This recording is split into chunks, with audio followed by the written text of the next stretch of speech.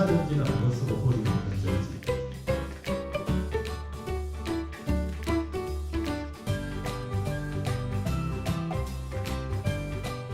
저는 오늘 현대과학에서 가장 새롭게 등장한 나노 기술에 대해서 소개하려고 합니다. 나노란 물질의 가장 작은 단위인 원자에서부터 원자가 몇 개 혹은 몇십 개 모여 있는 아주 작은 세계로, 그 작은 세계에서 일어나는 과학 현상을 우리가 지금까지 예상했던 결과와 아주 달라서 인류가 지금까지 풀지 못한 생명이나 에너지와 같은 문제를 푸는 해답이 있을 것으로 예상하고 있습니다. 오늘 강의에서 실제로 전기 자동차와 같은 그 에너지에 나노 기술이 적용되는 예를 통해서 나노 기술이 무엇이고 또 그 나노 기술의 전망에 대해서 같이 생각해 보려고 합니다. 저는 여러분 기초과학연구원 잘 모르시죠? IBS Institute of Basic Science라는 우리나라에서 기초과학을 발전시키기 위해서 정부가 예산을 들여서 만든 연구소입니다. 연구소인데 기존의 그런 정부에서 만든 연구소하고는 달리 이게 어떤 대전에 그 본부가 있긴 한데 전국에 이제 쭉 흩어져서 각기 연구를 하고 이게 전체가 모이는 그런 연구 구조인데요. 이게 이제 독일, 유럽식 연구소들이 주로 이렇게 되어 있습니다. 한 군데 전부 모여 있는 게 아니고 전부 흩어져서 각기 이제 한 연구 결과들을 모아내는 그런 연구소인데요. KBS 연구소 안에 나노 입자 연구단이라는 연구단이 있고 거기에 제가 부단장으로 있는데 저는 원래 이제 지금 현 소속은 서울대학교 동가대학 화학생물공학부 교수로 있습니다. 이제 이 연구소 특징이 다른데 소속하면서 겸직을 할 수 있는 그런 구조고 그렇기 때문에 제가 지금 교수로서 또 이 연구단의 부연구단장으로서 이렇게 같이 겸직을 하고 있습니다. 오늘 이제 제가 여러분과 같이 한번 생각을 나누고 이야기를 해보고 싶은 것은 과학에서 새롭게 등장한 이 나노 기술이라는 것을 이용해서 특별히 이제 우리나라에서 가장 시급한 문제 중에 하나가 에너지 문제인데 에너지 문제를 어떻게 풀어가고 있는가 실제적인 사례들을 조금 이제 말씀을 드리면서 이 나노라는 게 뭔가 좀 설명을 드리려고 합니다. 이 나노를 이해하기 위해서는 도대체 이제 원자와 분자가 무엇인가를 좀 잘 이해해야 되는데요.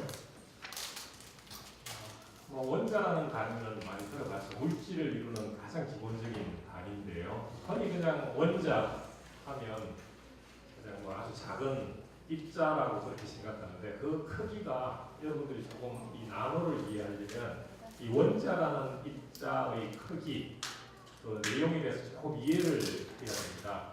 원자가 얼마나 작은지 그걸 지금 앞으로 한 몇 분간 우리가 같이 한번 생각해 보려고 하는데요.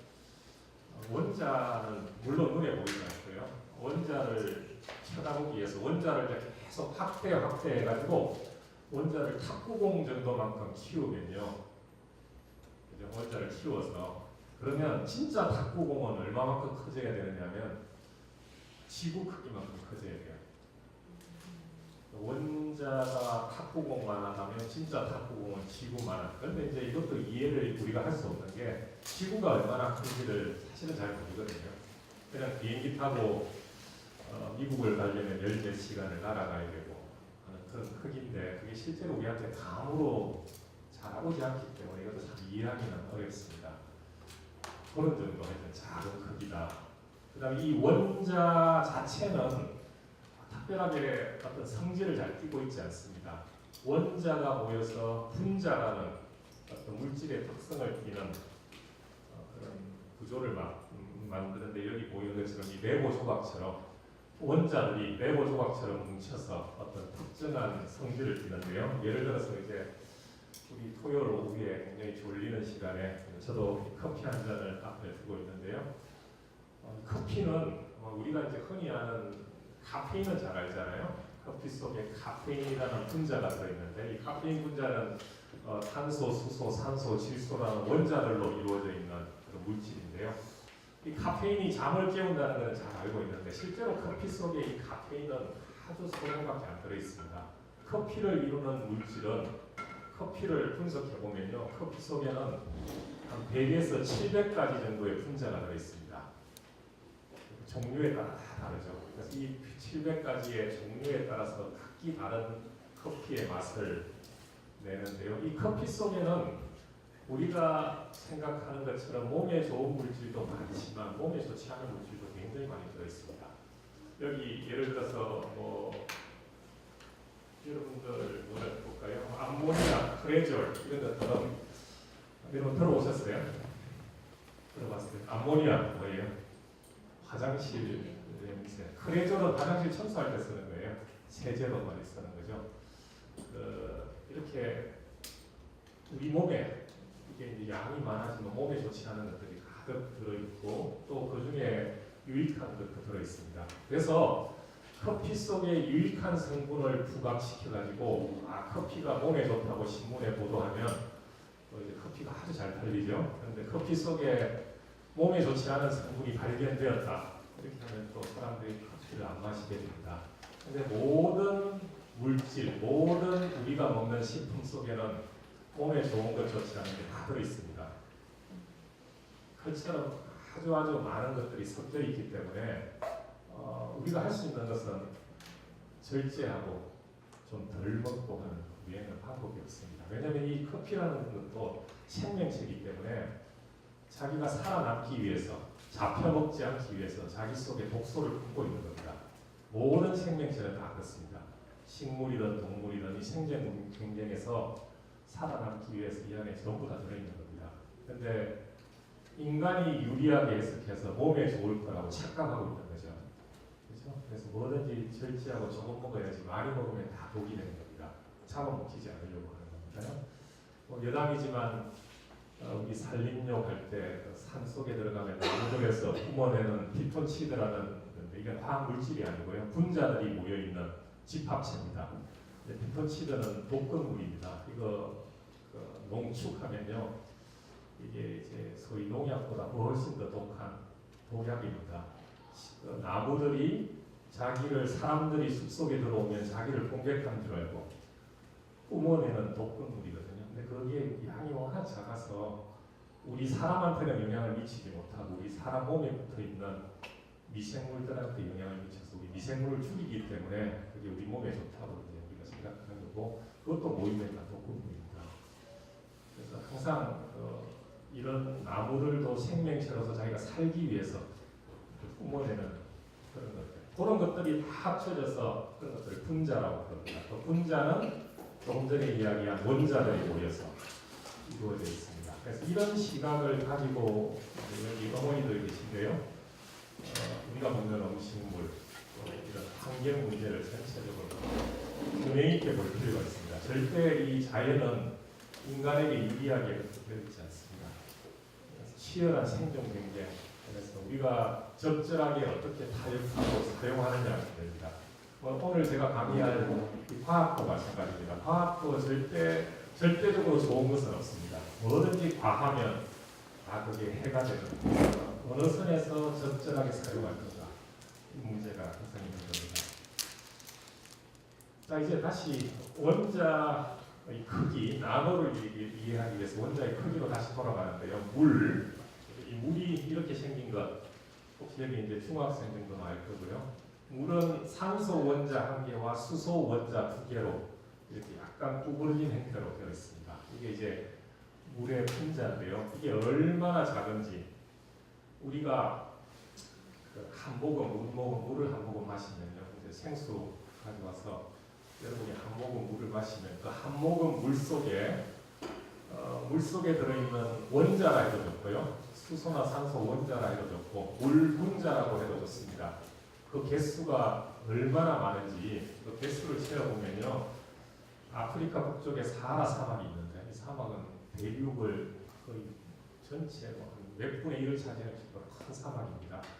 이 사막에 모래알 수만큼 많습니다. 우리가 한 모금 마시는 물 한 모금 속에 이 원자나 분자 크기가 얼마나 작은가. 그죠? 이걸 이제 실제로 수학적으로 표시해 보면요. 우주의 별의 개수가 지금 현재 과학이 밝힌 별의 개수 망원경으로 찍어가지고 그 개수를 세어보면 한 1000억 곱하기 1000억 개 정도 10의 22승계인데 이거 사람이 셀 수 없는 숫자입니다. 이렇게 많은 별이 하늘에 있는데 우리가 마시는 물 한 모금 속에는요 그 별의 총수보다 10배쯤 더 많이 있습니다. 그러면 이 지구상에 있는 전체 물의 양은 우리가 상상을 못할 정도로 많죠. 우리가 오늘날 이 시대를 살아가는 우리가 이 억이라는 단위의 수에 대해서 아주 쉽게 생각하는데요. 여러분이 하나, 둘, 셋 이렇게 세어가지고 1억을 세는데 1초에 하나씩 세가지고 한숨도 안 자고 세면요 얼마나 걸리는지 아세요? 1년에 3,300만 개를 셀 수 있습니다. 1초에 하나 세면. 왜냐하면 1년이 3,300만 초이기 때문에 3년을 세어야 1억이라는 수를 셀 수 있습니다. 근데 한 10초에 하나쯤 세고 또 잠도 자고 그렇게 해서 세면 1억이라는 수를 세는데 100년이 걸립니다. 그런데 우리가 1억을 너무 쉽게 생각하잖아요. 돈 1억 하면 아주 우습게 여기는데요. 1억이라는 숫자는 사실 엄청나게 큰 숫자입니다. 그런 1억에 1000배 또 그것에 1000억 배 그게 별의 개수인데 그보다 물 속에 들어있는 물의 분자 수는 훨씬 더 많을 정도. 이런 게 원자와 분자 작은 세상의 정체입니다. 이렇게 작고 작은. 근데 그거를 대학 강의 시간에 원자를 설명하는 아주 유명한 이제 예를 드는 일화가 하나가 이게 누군지 아세요? 이 죽는 사람이 혹시 누가 이제 칼로 찔러 죽이려고 합니다. 혹시 누굴까요? 로마 시대. 시저. 예, 맞습니다. 시저 황제를 브루투스가 이제 자기 친구죠. 브루투스가 이제 시저 황제를 죽입니다. 혹시 알아요? 죽일 때 뭐라 그랬어요? 죽으면서 브루투스 너마저도 이런 말 하잖아요. 근데 이제 이 시저가 마지막 죽으면서 숨을 쉬면서 숨을 브루투스 너마저도 하면 숨을 내뱉었는데 그 숨을 내뱉은 그 숨 속에 있는 공기 원자 수를 계산해 보면요 그 개수가 얼마나 많은지 그 숨쉰 그 공기 원자를 지금 한국 땅에 사는 우리가 숨 쉴 때마다 2개나 3개쯤 우리 속에 들어오고 있습니다.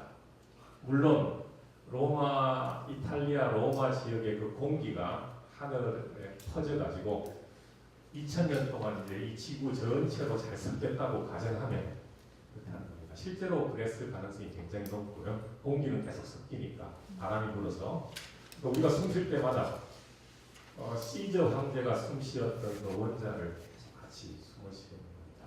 그 정도로 개수가 많은 겁니다. 그리고 이 원자는 나이를 먹지 않습니다. 시간이 지나도 절대 변하지 않고요. 원자가 모여서 아까 말씀드린 물질의 성질을 띠는 분자는 나이를 먹습니다. 나이를 먹고 노쇠하고 시간이 지나면 썩고 그래서 다시 원자로 쪼개지는데요. 그 분자를 이루는 기본 원자는 절대 나이를 안 먹습니다. 언제나 똑같이. 그래서 우리가 시즈가 숨 쉬었던 걸 그대로 우리가 지금 숨을 돌이키면서 같이 숨 쉬고 있는 거죠. 이런 이제 우리가 죽어도 우리 몸이 다시 다 분해돼서 원자로 돌아가고 그 원자가 또 다른 생명체가 살아나는 거예요. 그래서 전체 이 지구상에 있는 원자는 총수는 변하지 않고 계속 같이 사용하고 살아가는 겁니다. 이걸 이제 들어서 과학에서는 생태계라고 그러죠. 생명 전체가 이루는 하나의 세상. 그래서 나 하나 잘 된다고 버티는 게 아니고 전체가 같이 공유하고 있기 때문에 그래서 같이 골고루 잘 나눠야 된다는 그런 개념에서 생태계라고 합니다. 자, 일단 이 정도로 원자가 작고 많다는 정도. 그죠? 근데 이제 오늘 우리 강의할 이 나노라는 것은 이것들이 이제 몇 개 모인 겁니다. 그죠? 보통 이제 원자 몇 개가 모여서 혹은 뭐 몇십 개, 몇백 개가 모여 있는 그런 상태입니다. 그러니까 거의 원자급이죠. 원래 근데 그리스어로 난장이란 말에서 나온 그런 단어인데요. 크기가 한 10억 분의 1. 그래서 머리카락의 한 10만 분의 1 정도의 크기. 그 정도의 세상인데 이건 결국은 이제 원자들이 모여 있는 그런 세상이라고 할 수 있습니다. 인간이 오늘날 현대 과학이 이렇게 작은 것들을 이제 확인하고 이해할 수 있게 되었습니다. 그렇게 하다 보니까 이제 소위 이제 이 원자 단위를 인간이 통제할 수 있게 된 거죠. 그러다 보니까 우리가 지금까지 알고 있었던 성질과 아주 다른 것들이 많이 나타나고 있습니다. 그래서 그것들을 이용해서 어찌 보면 인류 문명을 다시 획기적으로 바꿀 수 있는 그런 가능성이 있기 때문에 이 나노 기술에 대한 관심이 아주 많아졌습니다. 특별히 이제 이 나노 기술은 우리 인류가 풀지 못한 생명 문제, 혹은 에너지 문제 이런 데서 이 나노 기술을 적용하는데 특히 이제 우리나라는 에너지 문제 때문에 이 나노 기술을 굉장히 많이 연구를 하고 있고 또 실제로 이제 이 나노 기술이 에너지 실제로 그 제품들에 사용되고 있습니다. 제가 그 예를 이제 몇 가지 좀 들어드리려고 합니다. 그러려면 이제 왜 우리가 이 나노를 에너지에 적용하고 있는가 이걸 이해하려면 우리나라 에너지 상황을 좀 이해해야 되는데요. 어쨌든 뭐 혹시 이제 여기 우리 어른들 이제 이 하랄이라는 교수가 굉장히 이제 베스트셀러를 내는 그런 작가인데요. 호모데우스라는 책에 보면 이 나노 기술을 이용한 인류의 미래 이런 것들에 대해서 평가하고 진단하는 그런 이야기가 나오는데 그 정도로 이제 이 나노 기술이 인류의 미래를 바꾸는 아주 중요한 그런 기술 중에 하나고 우리 동네 과학 토크에서 이미 이제 유전자에 관해서 강의가 있었는데요. 그런 유전자 기술도 이런 미래 기술 중에 아주 중요한 중에 하나로 이렇게 부각되고 있습니다. 자, 우리나라 에너지 상황을 조금 이해를 하죠. 우리 여기 있는 우리 어린 친구들도 이런 조금 감을 가지고 여러분들이 열심히 공부해서 우리나라의 어떤 그 당면한 문제들을 풀어나갈 수 있으면 참 좋겠습니다. 우리나라는 에너지가 전혀 없는 나라입니다. 에너지라는 것은 소위 우리가 이렇게 이런 도서관에서 좀 따뜻하게 지내고 또 여름에는 에어컨을 켜고 자동차를 타고 다니고 하는 또 모든 일을 할 수 있는 원천, 힘을 제공하는 원천이 에너지죠. 전기도 에너지고요. 모든 게 에너지인데 우리나라는 에너지가 없습니다. 전혀. 지금 우리나라는 97%의 에너지를 전부 수입하고 있습니다. 우리나라 자체에서 나는 것은 쓰레기를 태워서 나오는 것. 현재 이제 일부 바람을 이용한 풍력, 또 태양을 이용한 태양전지, 그 다음에 물을 이용한 수력 발전 이런 정도의 아주 일부 에너지 외에 97%를 전부 수입하고요. 우리나라가 세계에서 에너지를 10번째로 많이 쓰는 나라는 굉장히 작은데 사용은 10번째로 많이 사용하고 있고 석유를 세계에서 5번째로 많이 수입하는 나라고 천연가스는 세계에서 2번째로 많이 수입하는 나라입니다. 물론 우리가 이 에너지를 이렇게 많이 수입해서 다 우리가 쓰는 게 아닙니다. 우리나라는 기본적으로 우리나라 안에서 산업적으로 할 수 있는 게 없어서 우리 안에 자체적인 자원이 아무것도 없기 때문에 이 석유를 에너지를 수입해서 그 에너지의 반 정도는 다시 제품을 만들어서 우리나라가 다시 수출을 합니다. 그래서 우리나라 수출의 제1 제품이 반도체가 아니고요. 석유화학 제품입니다. 석유를 수입해서 석유로부터 제품을 만들어서 다시 파는 거죠. 심지어 석유 자체도 정제해서 경유나 특별한 기름은 다시 판매를 하고 있습니다. 바깥에 수출할 정도로 우리나라는 그렇게 하는데요. 그만큼 이제 우리나라 에너지가 천무하고 우리나라 에너지 수입액은 우리나라 총 수입액의 3분의 1입니다. 우리 정부 예산의 60% 정도고요. 이 에너지 수입은 아주 독특한 특징이 있는데요. 이 에너지를 수입하려면 에너지는 절대 외상이 없습니다. 현금을 줘야만 됩니다. 그 정도로 이제 전 세계적으로 경쟁이 치열한 거죠. 그래서 우리나라의 달러 외환 보유고가 동일하면 우리는 꼼짝없이 겨울에 춥게 살아야 됩니다. 항상 현금을 줘야만 에너지를 살 수 있는. 그래서 이 현금을 안 주고 사기 위해서 위험 부담을 안고 뭐 이란 같은 데다가 우리가 공장도 지어주고 그 대신 이제 석유로 대신 그 값을 받아오는 거죠. 러시아에도 그렇고 어쩔 수 없이 우리나라가 살아남기 위해서 독특한 우리나라의 구조입니다. 그 다음에 우리나라가 예를 들어서 지금 우리가 이렇게 따뜻하게 사는 것은 천연가스로 난방을 해서 살아가는데요. 우리나라에 현재 하루에 2척의 그 천연가스 배가 캐나다에서 하루에 2번 이 중국해를 거쳐서 우리나라 인천으로 들어오는데요.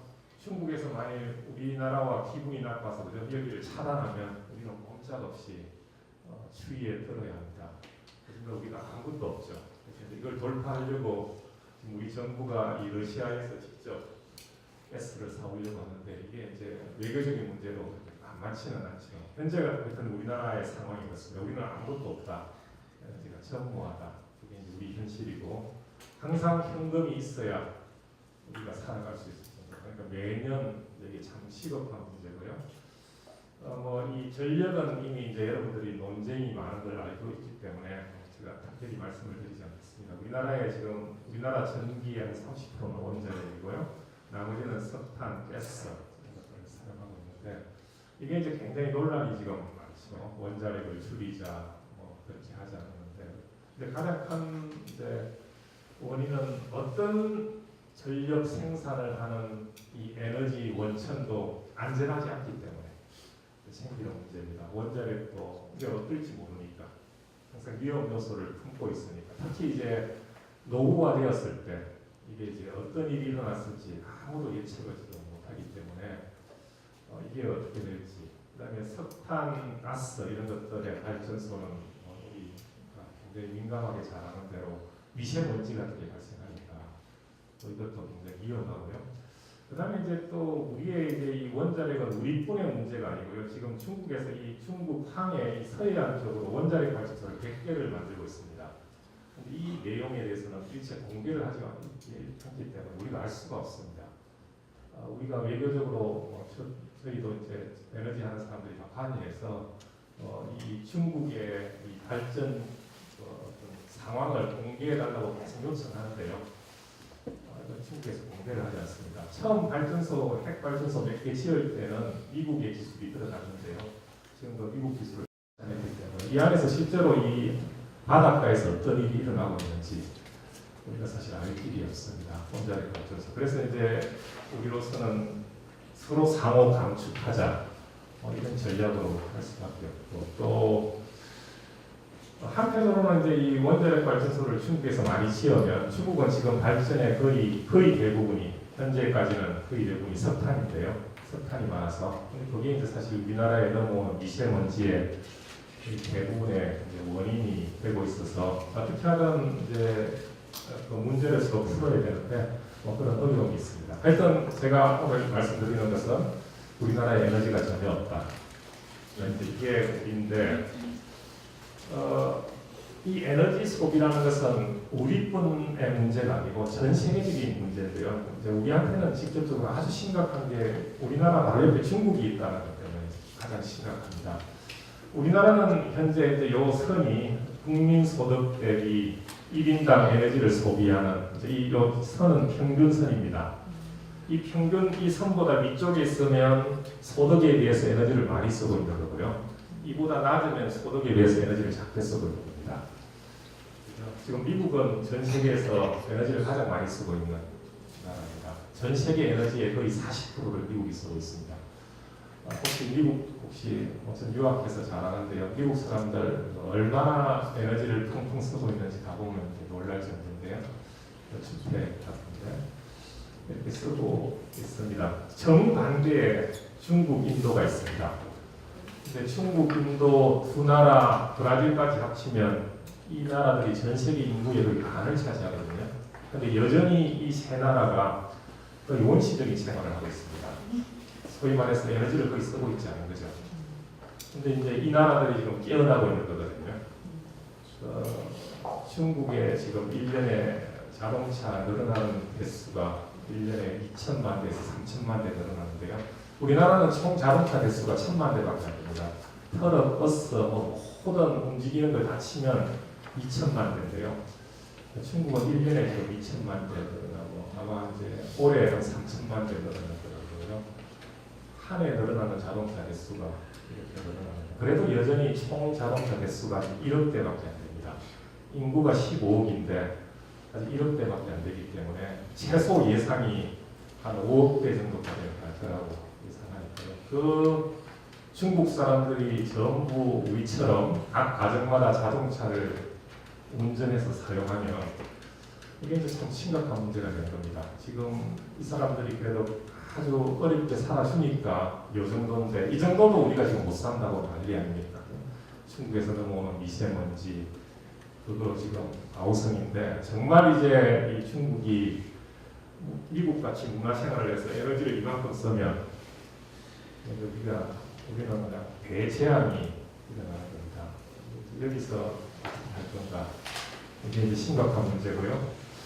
기본적으로 이제 그 모든 에너지라는 것은 기본적으로 현재 지금까지는 모든 에너지는 기본적으로 전부 탄소로 되어 있습니다. 탄소라는 것은 식물과 동물에서 나오는 건데요. 석유나 석탄은 전부 식물이, 동물이 오랜 시간 동안 압축돼가지고 탄소가 되는 건데 나무하고 같은 성분이죠. 사람도 거의 대부분이 탄소로 되어 있기 때문에 그렇게 되어 있는데 우리가 생명체, 사람도 마찬가지고요. 우리가 먹는 음식의 대부분은 탄수화물로 포도당입니다. 탄소인데요. 거기에 이제 고기 조금 먹으니까 질소가 조금 있고 그런 정도 대부분 탄소인데 우리가 이걸 먹으면요, 우리가 숨 쉴 때 들어오는 산소하고 합쳐져서 이산화탄소를 내면서 에너지가 나옵니다. 그래서 우리가 살아가는데요. 사람이 먹고 마시는 정도는 다시 이 나무가, 이 화면 배경에 있는 이 나무가 다시 빛을 받아서 광합성을 해서 다시 원상복구시킵니다. 이산화탄소를. 그래서 숲을 가꾸면 우리가 내뱉었던 이산화탄소가 다시 되돌아와서 전체 균형을 잘 잡는데 이제 이게 인간이 너무 많은 에너지를 쓰기 시작하면 에너지, 석탄, 석유로 전부 다 우리가 먹는 음식물하고 똑같은 성분이기 때문에 여기서 뿜어져 나오는 이산화탄소가 굉장한 양이 되는 겁니다. 도저히 이제 다시 되돌릴 수 없을 정도로 이산화탄소가 늘어나고 있습니다. 지금 현재 통계로 이 지구상의 이산화탄소가 1990년에 비해서 2배 증가했습니다. 근데 이 이산화탄소라는 몸은, 이산화탄소라는 이 분자는 열을 아주 잘 흡수합니다. 그래서 이산화탄소는 이제 이 태양에서 지구로 태양 에너지가 들어오면 이 에너지는 아주 일부만 지구에서 사용되고 거의 그대로 다시 내놓습니다. 다시 돌아갑니다. 지구 바깥으로. 그래서 지구에 있는 온도가 일정하게 항상 유지됐는데 이 이산화탄소 양이 늘어나니까 이 이산화탄소가 태양 열을, 에너지를 내보내지 않고 자기가 흡수를 하는 겁니다. 그래서 기온이 점점 올라가는 그 변화를 기후변화라고 그러는데요. 처음에는 여전히 여기에 대해서 반신반의가 있는데요. 그러나 거의 대부분이 지금은 이걸 받아들이고 있습니다. 이 이론을. 현재 받아들이고 있지 않은 유일한 사람이 미국의 트럼프 대통령인데 고집을 피우고 있는데요. 이렇게 해서 온도를 올린다 해서 온실가스라고 그러는데 온실 속에다가 따뜻하지 않습니까? 마치 그것처럼 지구를 따뜻하게 기온을 높이는 가스에서 온실가스라고 그러는데요. 이 이산화탄소가 나오면 이산화탄소만 나오는 게 아니고 이 석탄이나 석유 혹은 우리가 먹는 포도당이 다 소비가 안 되고 일부는 미세먼지 형태로 나타나게 됩니다. 완전 연소가 안 되는 거죠. 그게 이제 또 큰 문제죠. 오늘날 우리에게는 이 미세먼지가 큰 문제인데요. 그래서 결국은 이 화석연료라는 게 영향을 그대로 미칩니다. 근데 화석연료는 어쩔 수 없이 나무, 석탄, 석유 이런 데서 엄청나게 뿜어져 나오는 거죠. 우리가 천연가스가 그래도 석탄보다는 좀 작다 해서 천연가스 버스로 해서 친환경 버스라 해서 이 도시에는 천연가스 버스를 움직이는데 그래도 엄청나게 나옵니다. 우리가 하루에 우리 한국 우리나라 각 가정에서 하루에 한 10kWh 정도 10kW 정도의 전기를 소비하거든요. 각 가정에 평균 한 달에 한 300kg 정도. 아마 여러분들이 이거 전기세 그걸 고지서를 한번 보시면 비슷할 건데요. 그러면 하루에 10kg를 쓰면요, 천연가스를 사용하더라 해도 4kg의 이산화탄소를 만들어냅니다. 이거 엄청난 양입니다. 각 가정에서 이렇게 뿜어내는 게. 그래서 이제 이걸 줄이는 길은 여기 아래 적힌 대로 원자력, 태양 뭐 이런 것들을 사용하는 방법이죠. 그 이야기는 제가 오늘 하지 않고요. 자, 우리 이제 이런 상황입니다. 중국이 우리 옆에 있는데요. 이산화탄소 배출량을 드디어 미국을 앞질렀습니다. 아직도 원시 생활을 하고 있음에도 불구하고 인구가 워낙 많아서. 근데 이 중국이 지금 이거 뭐 얼마만큼 늘어날지 아무도 예측을 못하는 그런 상황입니다. 자, 그런 데서 이제 오늘 강의 주제로 이제 한번 시간 다시 돌아갔어요. 돌아가려고 그러는데, 자, 우리나라 이제 에너지 전혀 없고, 그 다음에 이 화석연료를 쓰면 이런 많은 문제점들이 생깁니다. 자, 그러면 이제 첫 번째 이제 우리가 던지는 질문, 제가 이제 우리 대학 혹은 대학원에서 강의할 때 이제 이 책을 읽고 또 이런 토론도 하고 하는데요. 석유가 사람을 더 행복하게 하는가? 만일 우리나라에 석유가 매장되어 있다면 혹은 있었다면 어떤 일이 있을까? 어떻게 생각하십니까? 여러분 한번 생각해 보십시오. 이게 지금 우리가 에너지가 전혀 없어서 우리나라 저 바다에 석유가 바다 속에 혹은 땅 속에 엄청나게 매장되어 있으면 얼마나 좋을까? 이렇게 많은 사람들이 생각하고 또 그러기를 소원하고 그렇게 하는데요. 이제 이 책에 의하면요, 석유가 많은 나라치고 행복한 나라가 없다는 겁니다. 일단은 힘이 없으면 석유가 많더라도 힘이 없는 나라는 거의 남의 침입을 받았거나 아니면 약탈당하는 거죠.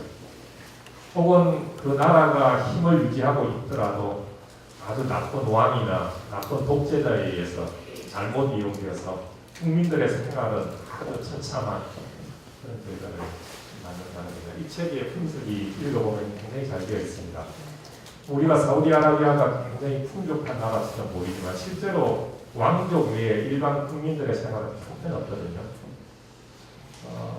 뭐 여담이지만 서울대학교에도 사우디아라비아에서 유학생들을 정부 유학생들을 많이 보내주는데요. 이 학생들 관리가 너무너무 어렵습니다. 유튜브에 보면 좋지는 않은데요. 공부를 안 해요. 공부할 이유가 없는 거죠. 자기 나라에 가만히 있어도 돈을 나눠주니까 그냥 그것만 살면 되니까 동기부여가 되지 않습니다. 그게 이제 큰 문제입니다. 만일 우리나라에도 석유가 있었다면 크게 천연자원이 많은 나라치고 그래서 국민들이 의식 있게 열심히 살거나 또 부가 아주 공평하게 분배되거나 이런 일이 참 드물다는 겁니다. 그래서 우리나라가 현재 새로운 에너지 연구 분야에서 세계에서 가장 앞서가는데요. 좀 이따 보여드리겠지만 이 나노 입자를 이용한 연료전지 자동차가 보면 세계에서 처음으로 산업화해서 하는데 그런 이유 자체가 우리는 아무것도 없으니까 어떻게 하든 기술을 개발해서 또 새로운 기술이 있으면 그걸 먼저 채용해서 그로부터 이런 문제를 해결하려고 뛰어드니까 그게 가능한 겁니다. 자, 그런 이야기를 이제 남은 시간 좀 제가 해보겠습니다. 오늘 제가 말씀드릴 이 나노 기술을 이용한 에너지는 주로 이 전지에 집중하는데요. 전지는 2차 전지, 연료전지, 태양전지인데 요거는 뭐 각기 제가 넘어가면서 설명을 좀 드리겠습니다. 먼저 이제 2차 전지 혹은 전지 혹은 배터리라고 그러니까 배터리는 이탈리아 말이고요.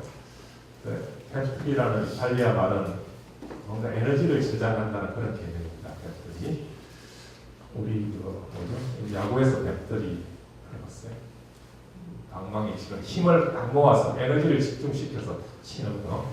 배터리하고 배터리하고 배터리는 일본 말입니다. 일본 사람들이 이 배터리 발음을 일본식 발음을 해서 우리는 일본 사람처럼 그렇게 발음하지 않고 우리 영어 발음은 굉장히 좋기 때문에 이 배터리로 바꿔치면 좋을 것 같습니다. 언어 자체가 아니면 아예 전지라는 단어를 사용하는데요.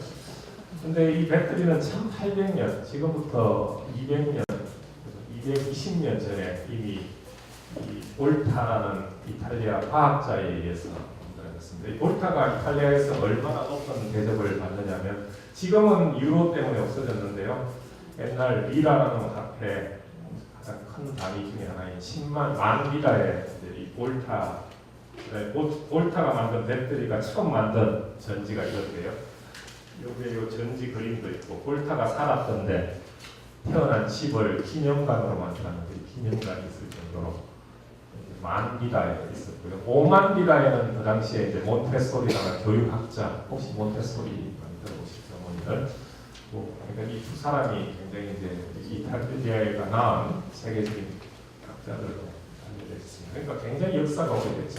역사가 오래됐는데 특별히 이제 이 전지를 이용해서 에너지원으로 본격적으로 사용한 것은 1800년대 말 처음으로 이제 이 소위 납축전지라는 게 만들어졌습니다. 이게 이제 그 충전과 방전을 계속 배터리를 한번 만들어 가지고 사용하고 버리는 게 아니고 또 충전해서 또 쓰고 하는가 해서 그걸 2차 전지라고 합니다. 1차 전지는 한번 쓰고 버리는 전지, 2차 전지는 사용하고 또 사용한다 해서 2차 전지라고 부르는데요. 이건 이제 1860년에 납축전지가 처음 만들어졌는데 이 납축전지가 만들어지고 처음 만든 제품이 전기자동차입니다. 자동차는 처음에 전기자동차였습니다. 전부. 이걸 이제 그 와트라는 사람이 전기기관을 만들었는데요. 이 와트가 만든 전기기관을 보고 전기자동차에 전기기관을 집어넣어서 만든 처음 사람이 포드라는 사람이 자동차를 처음으로 개발했죠. 미국에서. 그래서 지금 우리가 아는 이 석유를 빼는 석유를 이용해서 가솔린을 사용하는 그런 자동차가 한 1900년 넘어서 나왔죠. 그러니까 처음은 전기 자동차였습니다. 근데 이게 지금 여러분들이 잘 아는 것처럼 2018년 현재 다시 전기차가 이제 길거리에 굉장히 많아졌습니다. 다시 이제 돌아가는 거죠. 원래대로 처음 자동차가 오듯이 그 가능하게 됐던 게 1992년에 리튬을 사용한 2차 전지가 등장했습니다. 얼마 안 됐습니다. 역사가 한 30년? 지금부터 30년 정도밖에 되지 않았는데 이 인류의 문명을 이 리튬 2차 전지가 전부 바꿔버렸습니다. 요즘 전화기 선에 연결된 전화 아무도 안 쓰고요. 전부 휴대폰 사용하죠. 컴퓨터 집에 있는 PC 아무도 안 쓰고 다 노트북 쓰고 이미 이제 휴대폰으로 통합됐고 전부 들고 다니지 않습니까? 휴대용으로 전부 바뀌는 가장 큰 게 리튬 2차 전지 때문에 이 리튬이라는 것은 화학적으로는 이제 수소하고 헬륨하고 가장 가벼운 금속인데요. 이게 굉장히 어찌 보면 불안전한 금속입니다. 자칫하면 공기나 산소, 물하고 만나면 폭발하거든요. 위험해서 이거 이제 아무도 쓸 수 없다고 생각했는데 일본 소니라는 회사가 이걸 이제 처음으로 상품으로 만들었습니다. 만들었던 원리는 이겁니다. 이런 작은 탄소라는 물질 이 속에다가 리튬을 이 빈 공간 소위 이게 이제 소위 나노 구조입니다. 작은 조각 속에다가 리튬을 이렇게 저장하는 거죠. 그러면 이 리튬이 저장을 했다가 저장된 리튬이 빠져나오면서 전자가 동시에 빠져나와서 그걸 전기로 쓰는 겁니다. 그리고 다 빠져나오고 나면 다시 충전을 해서 리튬을 다시 집어넣는 거죠. 그러니까 리튬이라는 놈이 위험하지가 않게 탄소 속에다 숨어 들어가게 했습니다. 이 기술을 소니사가 처음으로 해서 상품으로 만들어서 이제 리튬이 들어왔다 나왔다 해서 충전 방전을 계속하면서 계속 사용할 수 있게 이렇게 해서 지금 오늘날 모든 휴대폰, 우리 그 전기 자동차, 노트북 속에 전부 이 배터리가 이 전지가 들어 있습니다. 이런 통으로 이 소위 나노 구조입니다. 작은 조각 속에 리튬이 들어가게 되어 있습니다. 그런데 이제 리튬이 요 틈새로 들어오니까 하나 문제점이 뭐냐면요. 리튬이 들어가면 부피가 늘어납니다. 또 빠져나오면 부피가 줄고요. 늘어났다 줄어들었다 계속 수축 현상을 하니까 이거 이제 잘못하면요, 개가 물어뜯거나 하면 혹시 이제 폭발할 위험이 있습니다. 그래서 이제 그 관리에 조금 조심해야 되는. 근데 이제 휴대폰 정도의 아무것도 아닌데요. 전기 자동차처럼 큰 배터리를 엄청나게 많이 쓰는 경우에는 문제가 될 수 있습니다. 그 다음에 이 텀으로 집어넣다 보니까 많이 못 집어넣습니다. 아직까지. 그래서 현재 이제 어떻게 하면 나노 구조에다가 이 리튬을 엄청나게 많이 집어넣을 건가. 그 들어간 양만큼 전기를 만들어낼 수 있거든요. 그래서 그 연구를 굉장히 많이 하고 있습니다. 잘 아시는 것처럼 이 2차 전지는 전기 자동차. 전기 자동차는 완전히 충전 방전을 해서 순수하게 전기로 가는 자동차. 소위 플러그인해서 플러그를 꼽는다. 그렇게 이름 부르기도 하고요. 아니면 이 하이브리드 자동차는 일부는 가솔린이나 경유를 쓰면서 일부는 배터리가 들어갑니다. 두 가지를 같이 쓰는 거죠. 하이브리드 자동차. 그런데 이거는 이제 바깥에 선을 연결해서 충전할 필요는 없죠. 가솔린 엔진을 쓰면 자동으로 충전되었다가 또 배터리를 쓰니까 이게 지금은 굉장히 효율적인데 점점 이 순수하게 전기를 사용하는 전기 자동차가 점점 늘고 있습니다. 이게 이제 폭발적으로 늘고 있고요. 중국 같은 데 가보면 이제 도시에서는 거기도 너무 오염이 심하니까 도시에서는 새로운 자동차가 못 들어오게 북경, 상해 이런 데는 새로운 자동차 등록을 안 해줍니다. 오직 전기차만 허용하거든요. 그리고 중국은 법을 만들어서 중국 사람들도 오토바이나 자전거를 굉장히 많이 사용하는데요. 전부 전기로만 가는 것만 허용합니다. 다른 거 일체 허용하지 않고요.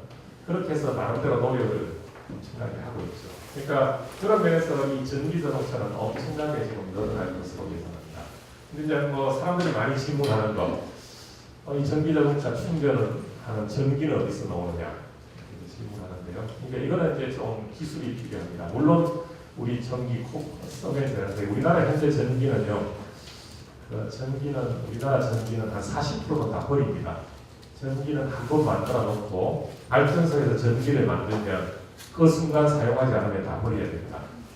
보관할 수 있는 방법. 이 지금 전기 배터리를 이용해서 이 전기를 저장하는 걸 만들고 있는데요. 이거 자체도 아주 비싸서 많이 하지 못하고 있습니다. 전기는 쓰지 못하면 다 버려야 됩니다.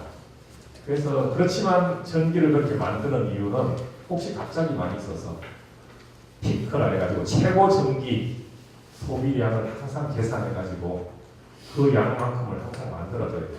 버리더라도. 그게 우리나라뿐 아니라 전 세계가 지금 다 그렇게 하고 있습니다. 근데 이제 유럽 같은 데는 서로 전기를 국가 간에 사고 팔죠.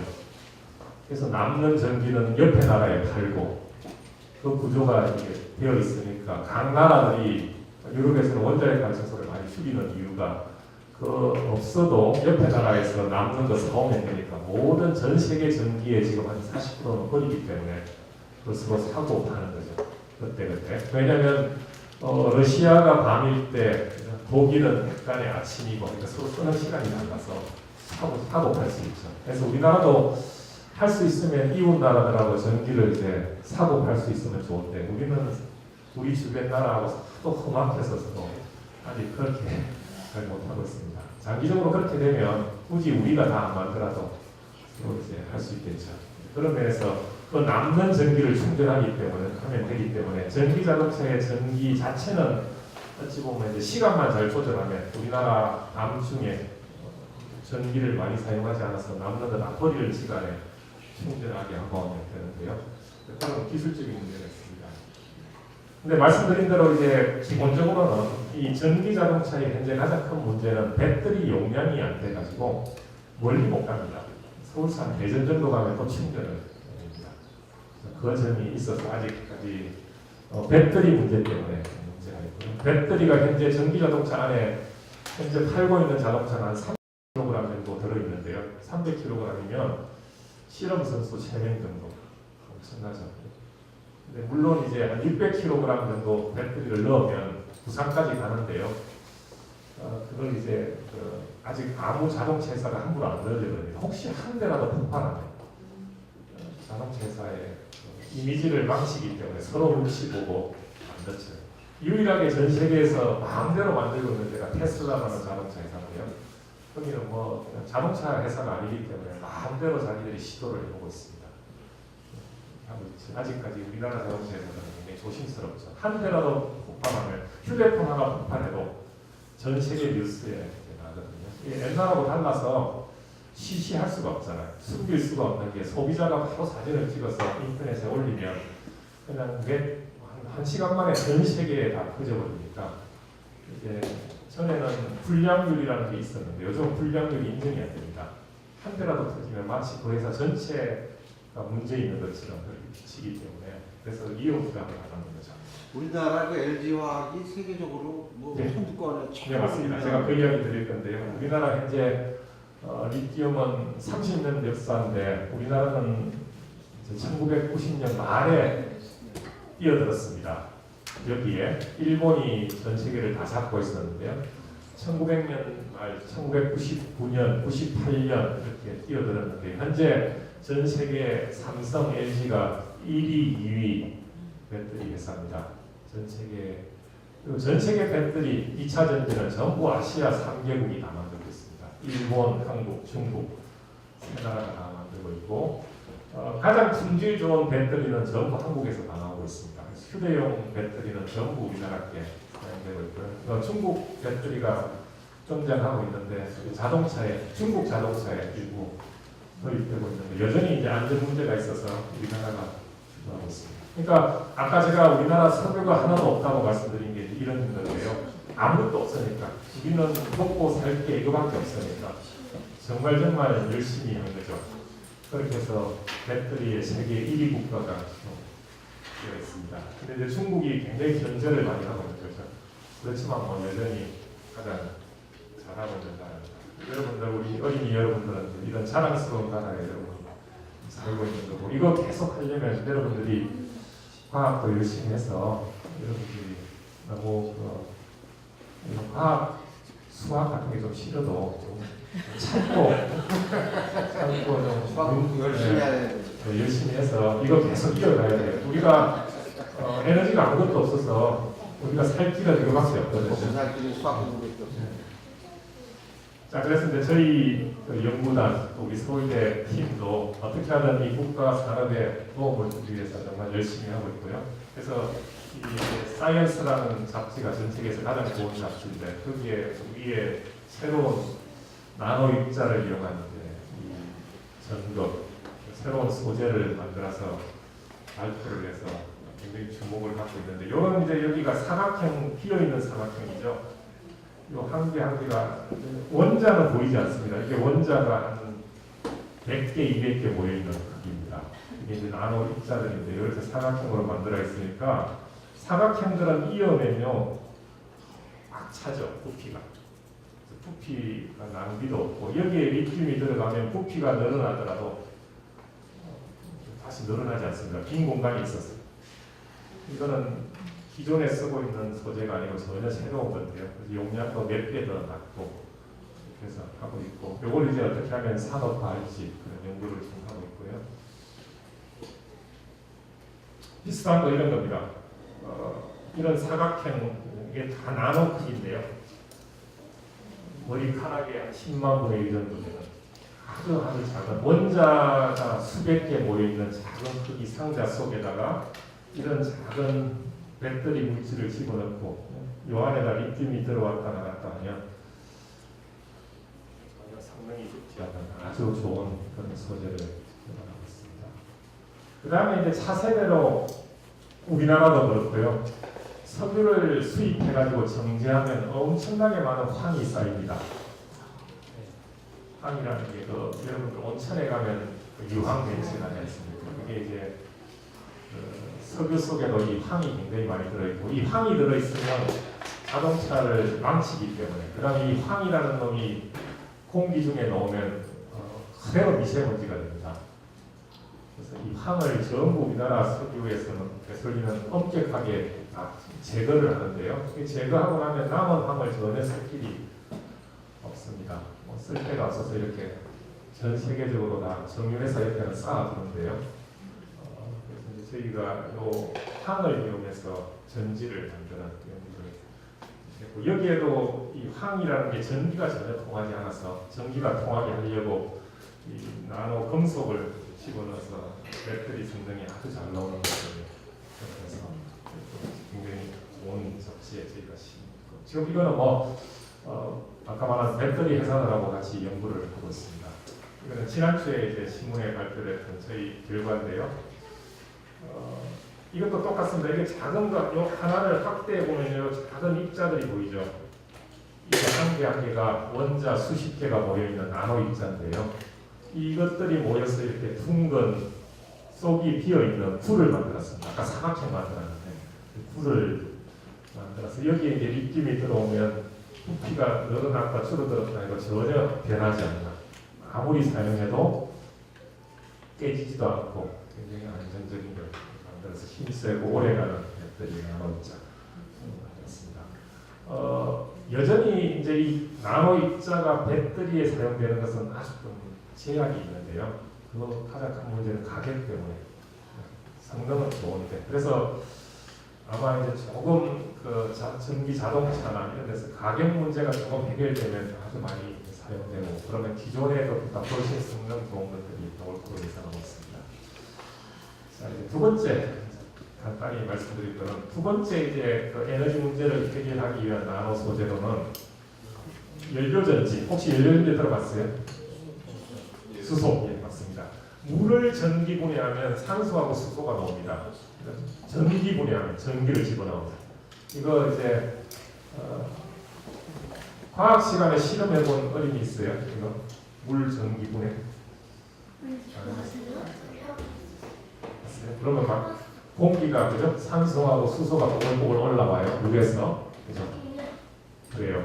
근데 반대로 수소하고 산소를 합치면 전기가 만들어져요. 물이 만들어집니다. 이게 연료전지예요. 반대로.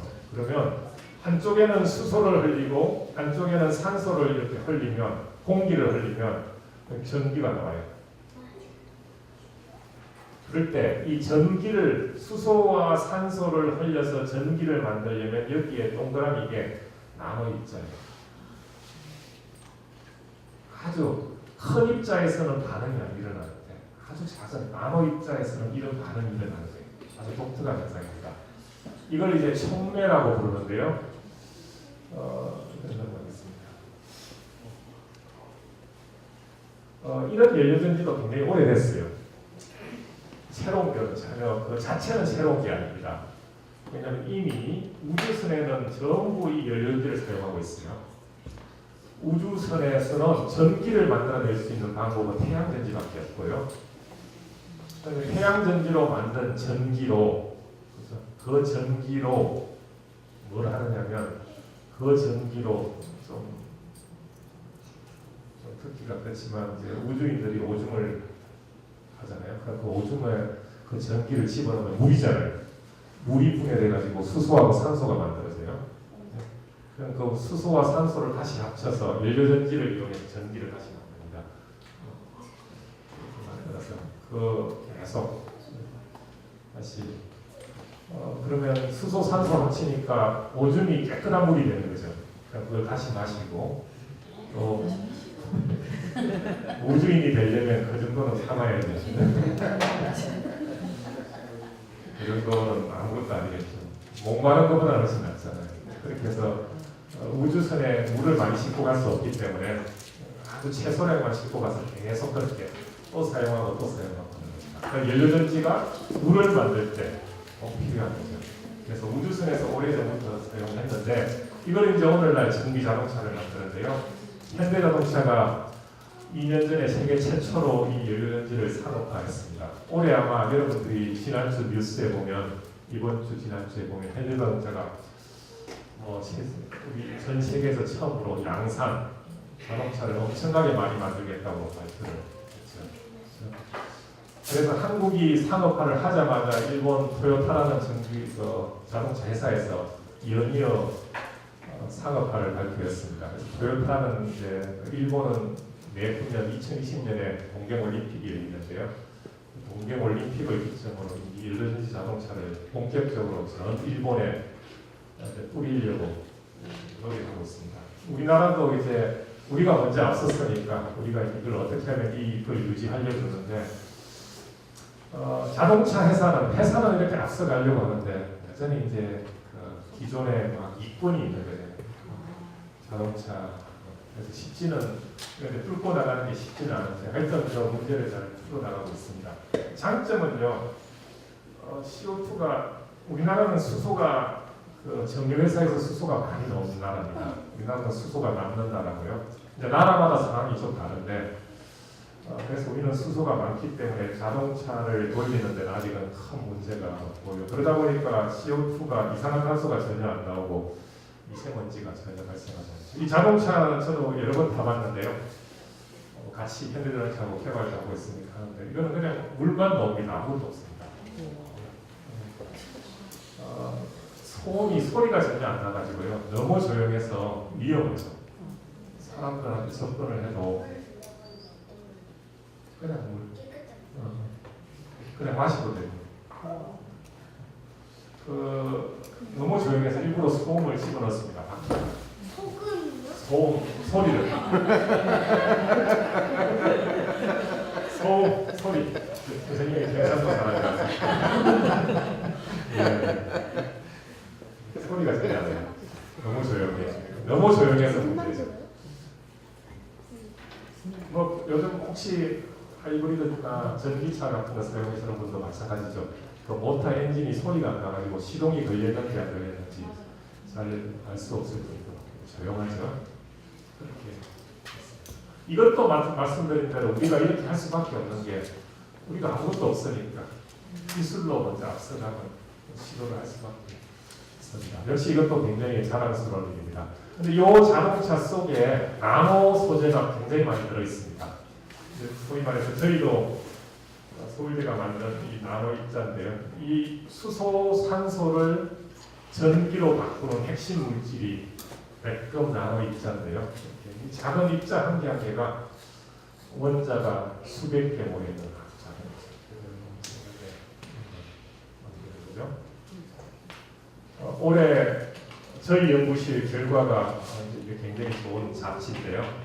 독일에서 나오는 잡지인데 여기에 표지에 실릴 정도로 우리 연구 결과가 뛰어나다 발표되고 있습니다. 근데 여기에 상징하는 다른 데서 만든 이 나노 입자라는 것은 이게 이제 좀 불안합니다. 시간이 지나면 이렇게 막 서로 엉켜붙어 버리는 거예요. 우리 입자는 아무리 시간이 지나도 엉키지 않는 굉장히 오래 사용할 수 있다. 그래서 이제 주목받는 논문으로 발표했고 저희가 이런 구조를 만들어서 실제로 차를 이거는 모형차죠. 작은 자동차를 만들어서 돌리기도 하고 이 연구실에 오면 이제 이 자동차가 돌아가는 것도 볼 수 있고요. 이 안에 전부 우리가 만든 이런 나노 입자가 들어 있습니다. 그것으로 전기를 만들어서 자동차를 돌리고 이게 우리 정부가 2015년에 우리나라 기후 변화를 대응하는 가장 좋은 기술로 소개를 하고 뽑아서 소개를 한 적도 있습니다. 자 이제 마지막 몇 분만 더 마칠게요. 궁극적으로는요, 우리 이 지구상에서 우리가 가질 수 있는 에너지의 원천은 태양입니다. 이거는 아무리 논란을 해도 어쩔 수 없는 사실입니다. 왜냐하면 이 태양이라는 것은 보시는 것처럼 어떤 에너지보다 태양이 많고요. 심지어 풍열, 지열, 조석, 수력 이 모든 것도 결국은 태양 때문에 생긴 현상입니다. 모든 에너지의 원천, 지구에 있는 모든 생명과 에너지의 원천은 태양입니다. 결국은 이 태양을 이용하면 문제는 풀리는데 예를 들어서 이제 태양 에너지의 지구에 도달하는 태양 에너지의 0.1%만 사용해도 전 세계 에너지 문제를 다 해결한다 할 정도로 에너지가 풍부하죠. 근데 이제 문제는 이걸 어떻게 만들 건가, 이걸 어떻게 쓸 건가 이게 문제입니다. 지금 태양 전지 여기저기 사용하고 있는데 아직 기술이 썩 좋지 않습니다. 그래서 고장도 많이 나고 문제도 많이 일으키고 그렇죠. 이제 이게 그렇지만 결국은 해결책은 그것이니까 풀어야 될 숙제가 굉장히 많습니다. 여기에는 이제 우리 어린이 여러분, 중학생, 고등학생 여기 앉아 있는 여러분들의 숙제입니다. 제 선생님이 이 문제까지 풀기에는 이제 좀 늦은 것 같아요. 왜냐면 이 태양 에너지 문제를 풀기에는 참 어려운 게 이해하는데 훨씬 더 과학적으로 시간이 좀 더 필요하고 어려운 점이 있습니다. 지금 만든 태양 전지는 임시적이라고 할 수 있고요. 그게 제가 보기에는 원자력 발전을 대체하거나 할 정도의 기술은 아직 안 됩니다. 하긴 하는데 정식적으로 잘 안 됩니다. 앞에 이 2차 전지, 배터리는 그래도 꽤 갔죠. 연료전지도 자동차가 될 정도로 됐는데 태양전지는 아직까지 조금 더 가야 되는. 왜냐하면 태양 에너지는 굉장히 전체 양은 굉장히 많은데 전체가 그 많은 에너지가 퍼져 있어가지고 각각의 면적당 에너지는 너무 작아서 그렇습니다. 이 에너지를 좀 모아야 되거든요.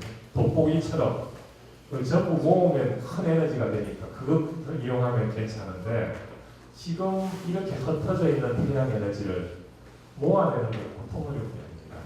그러다 보니까 여러분들이 혹시 태양 전지판 깔아놓은 거 보면 엄청나게 큰 면적을 채워야 조금의 전기를 얻을 수 있거든요.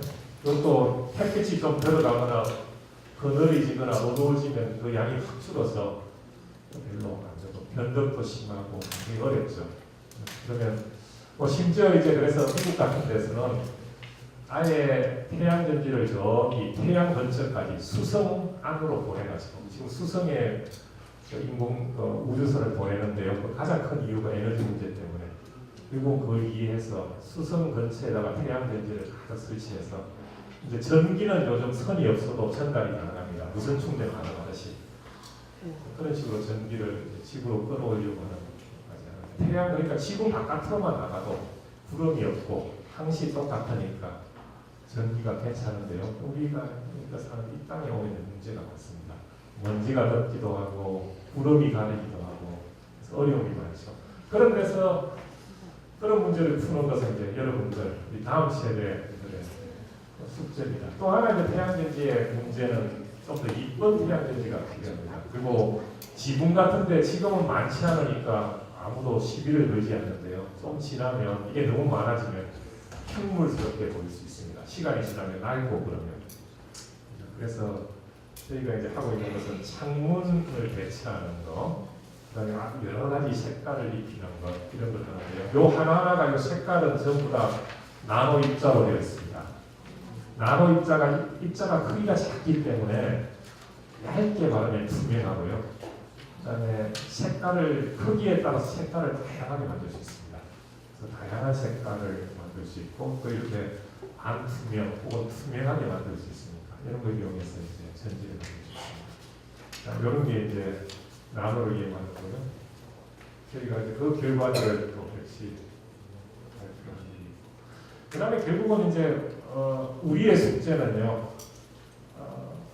결국은 이걸 인류와 나누는 것 여기까지 나아가야 됩니다. 그게 책임의식이죠. 여기에 제가 인도네시아 가서 그 당시에 베트남하고 4강전 축구 봤는데 아시아게임 여름에 인도네시아 태양전지 이런 거 도와주러 갔다가 아주 운이 좋아서 축구를 봤는데 우리 오늘 저녁에 박항서 감독 축구하는데 결국은 우리 걸 찬다는 거잖아요. 그게 필요하거든요. 우리의 이 과학 기술 이걸 우리만 살고 있는 것이 아니라 유익한 것을 함께 나누는 것. 저기 인도네시아, 베트남, 인도 이런 데 가면요. 제가 한 2주 전에 하노이를 갔다 왔는데요.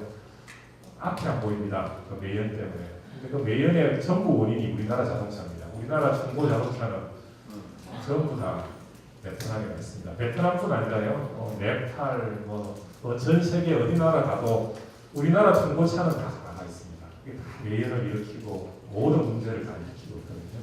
물론 그 나라가 가난하니까 우리나라 중고차를 수입해서 쓰는데 저는 일정 부분 우리가 책임을 져야 된다고 생각합니다. 그런 면에서 우리의 기술을 나누어 주는 것 필요하고 특히 우리 청소년 여러분들은 이런 좀 의식을 가지면 참 좋을 것 같아요. 내 과학 기술로 우리도 잘 살고 또 다른 인류를 위해서 공헌할 수 있고 기여할 수 있는 그런 면에서 저는 과학 기술이 과학이 할 수 있는 일이 참 많다고 생각합니다. 저는 저기 중국이나 이런 공산화되어 있을 때조차도 과학자들은 어느 나라나 다 갈 수 있었거든요. 전 세계 어디나. 국경이 없습니다. 어디나 시비를 걸지 않습니다. 정치적인 문제들이 이해관계가 없기 때문에 어디든 갈 수 있습니다. 그런 면에서 과학은 굉장히 전 세계를 무대로 활동할 수 있는 아주 좋은 것이니까 여러분들이 꿈을 가지고 그 일을 하면 좋겠습니다. 제가 다음 달에 1월에 우리 서울대학교 사회공헌단 학생들을 데리고 다시 탄자니아로 가는데요. 이 나라 가보면 물도 못 마실 정도로 이빨이 불소가 많아가지고요. 이가 다 썩었고 마실 물이 없고 전기가 없고 이렇거든요. 우리가 이제 태양분지도 설치해주고 물도 정화해주고 하는데 매 학기 가서 봉사하는데요. 이런 게 이제 우리 기술을 나누는 거죠. 이런 일이 참 필요할 것 같습니다. 이제 서울대학교 관악산 오늘 결론을 이야기하면 결국은 이 나노 기술은 에너지에 적용할 수 있고 이것을 통해서 우리나라가 이제 또 발전할 수 있고 또 환경 문제 풀 수 있는 큰 열쇠를 이 나노 기술이 쥐고 있다. 오늘 제가 말씀을 드렸습니다. 이것은 우리도 기초과학연구원 이름이고 나노입자 연구단 이것도 역시 우리가 만든 나노입자로 만든 그 전기를 가지고 만든 모든 자동차를 같이 연구했던 대학원생입니다. 제가 제 발표는 여기서 마치겠습니다. 고맙습니다. 조금 어려운 단어들도 나왔는데 너무 재미있었어요. 그럼 오늘 강의 중에 어떤 게 제일 재밌었어? 오늘 그 서울대에서 자동차를 만들었다고 했는데 그쪽 부분이 제일 재밌었어요. 그러면 서울대교 자동차 보러 갈 거야? 보러 가고는 싶은데 시간이 나면 꼭